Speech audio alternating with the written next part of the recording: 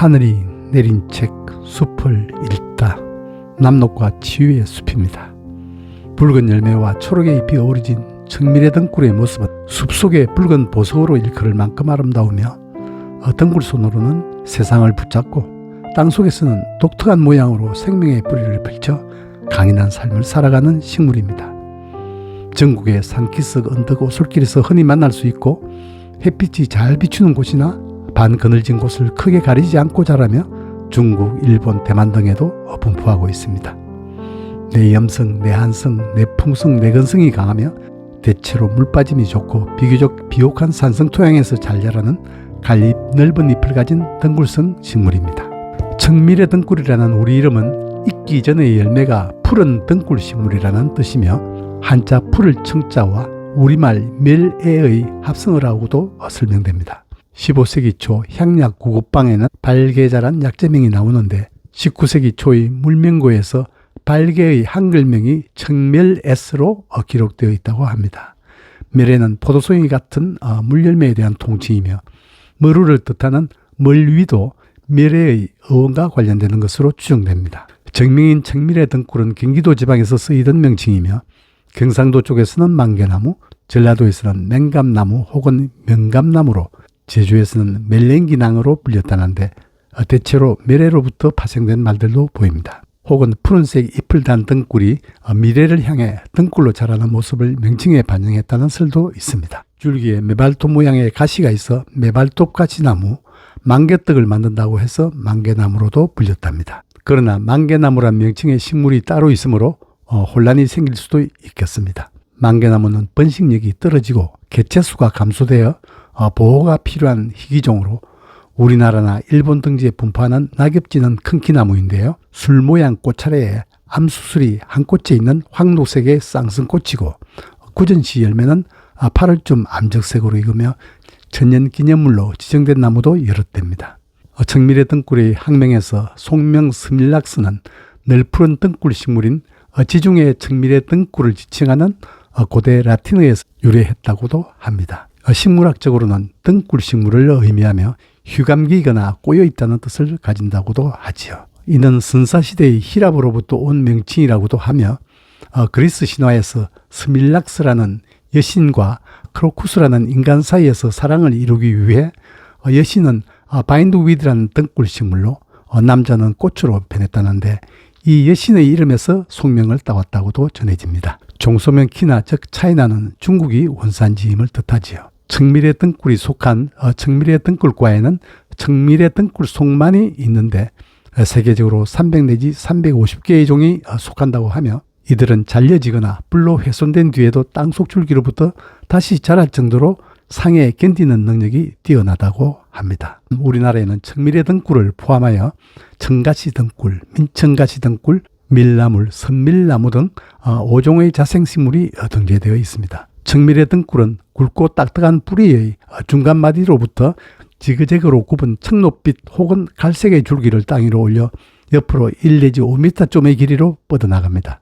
줄기는 땅과 닿는 곳에서 나온 것이 아니라 대나무처럼 땅속을 이리저리 뻗쳐나가는 땅속 줄기로부터 생겨난 것이며 땅속 줄기의 마디마디에 굵고 울퉁불퉁 혹처럼 나온 덩이뿌리가 있고 이것을 토복령이라고도 하는데 여기에 수염처럼 드문드문 붙은 것이 진짜 뿌리입니다. 등굴 줄기에는 껍질이 변한 갈고리 모양의 가시가 돋아 있어 다른 것에 기대는데 도움이 되기도 하지요. 이 가시가 원숭이를 잡아 들 정도로 험악하다는 생각에서 일본인들은 사루토리 이바라, 즉 원숭이 잡는 등굴이라고도 했답니다. 잎 겨드랑이의 턱입에서 나온 돼지꼬리 모양인 한 쌍의 등굴소는 나무나 풀을 붙잡지만 그러나 다른 나무들을 공격적으로 감싸나 괴롭히거나 경쟁하려기보다는 조금 의지할 정도입니다. 가지와 가시는 대개 2 내지 3년 지나면 말라 없어지고 새로운 가지와 가시가 나오지요. 어긋나기로 달리는 넓고 둥근 타원형의 홀잎은 광택이 나면서 가죽질처럼 두껍고 매끈하며 가장자리는 밋밋합니다. 뾰족하거나 때로는 오목한 잎 끝으로 모아드는 세 개의 맥이 뚜렷하며 여기에 흐릿한 곁맥까지 있어 자세히 보면 전체적으로는 그물맥 모양을 합니다. 새 잎은 가장자리가 젓갈색의 띠를 두른 듯이 보이죠. 5월께가 되면 암수 땅그루에 황록색으로 피는 꽃이 잎 겨드랑이에 한 개의 우산꽃 모양으로 달립니다. 둥근 물열매는 9, 10월에 붉게 익으며 육질이 거의 마른 상태로 등굴에 매달린 채 다음에 봄을 맞습니다. 청가시 등굴은 녹색 줄기가 5m쯤으로 길게 뻗으며 가시는 곧은 편이고 청미래 등굴보다 좀 더 갸름하고 뾰족한 끝의 잎은 가장자리가 물결 모양이며 열매는 검푸르게 익습니다.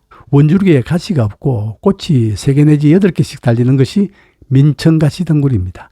향기롭고 담백한 맛을 가지어 진미의 산나물로 불리는 밀나물은 등굴성 열의 살이 풀이며 가지가 많이 갈라지고 한 꽃대에 15개 내지 30개씩의 꽃이 좀 늦은 7월에 핍니다. 선밀나물은 줄기가 거의 1m 높이로 고추서기 때문에 붙여진 이름이라고 하며 밀나물과는 달리 가지는 갈라지지 않고 등굴손도 없으며 향기로운 꽃이 5월, 6월에 핍니다. 청미래 등굴은 과수원의 생울탈이나 정원의 칸막이 장식으로 쓰이고 작은 동물들의 은신처나 쉼터가 되기도 합니다. 어린 잎은 나물로 먹거나 차의 재료로 크게 자란 잎으로 떡을 싸서 찌면 서로 달라붙지도 않고 오랫동안 쉬지도 않으며 향기까지 배어나서 아주 독특한 맛을 낸다고 합니다. 잎은 나비와 나방, 딱정벌레나 초식성 동물에게, 열매는 겨울철 동물들에게 중요 먹이가 되지요.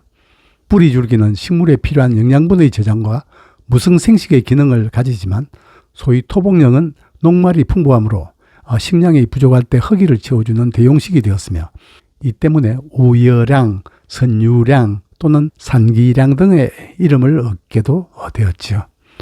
우여량은 옛날 우시성을 가진 사람이 산에서 청미래 등굴의 뿌리를 캐어 먹고 남은 양식이며 선유량이란 신선이 물려준 양식이고 산기량이란 산에 있는 별난 양식이란 뜻이랍니다. 토복령은 다양한 폴리페놀 물질을 포함하고 있어 해독, 해열, 항균, 이뇨, 항산화 등 다양한 생물학적 활성을 가지므로 민간이나 한방에서 매독, 암종, 당뇨, 관절염 및 기타 염증의 치료제나 음료로 개발되기도 했습니다. 매독에 걸려 산에 버려졌던 남편이 굶주린 배를 채우려고 먹었던 청미래 등굴의 뿌리가 병을 낫게 하였기에 집으로 돌아오게 되었다는 전설에서 산귀래란 이름도 생겼다고 합니다. 청미래 등굴의 추출물에서는 스테로이드, 사포닌이나 플라보노이드 등을 포함한 134개에 이르는 성분들이 분리된다고 하며 약재용 가치 외에 식품으로서의 개발 기대도 높다고 합니다. 조선시대의 문인 고산 윤선도는 대나무를 일컬어 나무도 아닌 것이 풀도 아닌 것이라고 노래했습니다만 청미래 등굴 역시 나무로 혹은 풀로도 인식되는 식물 중에 하나입니다. 겨울에도 단단한 줄기가 땅 위에 살아있으면 나무 혹은 목본, 그렇지 않으면 풀 또는 초본으로 나누었던 관습으로 청미래 등굴도 식물도감 등에서는 목본으로 소개되지요. 청미래 등굴은 씨앗에서 떡잎이 한 장만 돋아나는 외떡잎 식물인데 2장의 떡잎이 나오는 쌍떡잎 식물에는 목본이나 초본도 있지만 다소 변칙적으로 목질화된 경우를 제외한다면 외떡잎 식물에는 초본만 있습니다. 외떡잎 식물은 줄기의 둘레나 부피를 키워 단단한 목질 조직을 만드는 부름캐가 없으므로 가로 방향의 부피 생장을 하지 못하고 세로 방향의 길이 생장만 하게 되는데 청미래 등굴도 마찬가지입니다.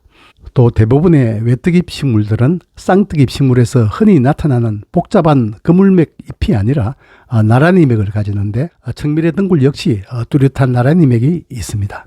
뿌리도 쌍떡잎 식물은 주로 고든 뿌리이고 외떡잎 식물은 거의가 수연 뿌리입니다. 이런 점에서 청미래 등굴도 대나무처럼 초본인 셈이지요. 외떡잎 식물도 원래는 떡잎이 2장이었다가 한 장으로 줄어들었다고도 하는데요.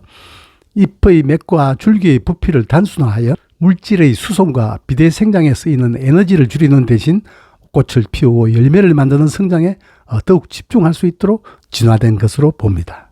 초본성 식물은 지각 변동과 심한 기후변화로 환경이 불안정하였던 공룡시대의 끝무렵인 백악기 후기에 나타났으므로 구조가 복잡한 큰 나무로 여유있게 자라기보다는 짧은 기간에 씨앗을 남겨 세대를 이어갈 수 있는 외떡잎 식물인 풀의 형태로 진화해온 것으로 짐작됩니다. 그런데 청미래 등굴에서는 정확한 평행맥만 있는 것이 아니고 같은 외떡잎 식물인 천남성과나 막과에서처럼 평행맥에서 다시 2차적으로 진화한 것으로 보이는 그물맥을 함께 가지는 모양이며 스스로 줄기를 강하게 만드는 노력보다는 덩굴 줄기로 다른 물질을 붙드는 지혜를 발휘하였습니다. 이러한 끈기와 적응력으로 어려움을 이겨나가는 청미래 등굴의 모습으로부터 소박함 속에서도 강인한 생명력과 드러나지 않고 있는 많은 지혜들을 발견하게 됩니다.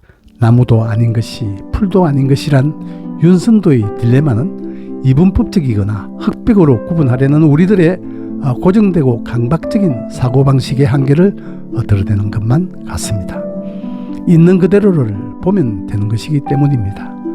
우리의 생각보다도 훨씬 자유롭고 유연하면서도 지혜로우며 강인하게 살아가는 청미래 등굴을 보면 어려운 시간을 견디며 살아가는 우리에게 많은 용기와 깨우침을 주는 것 같습니다.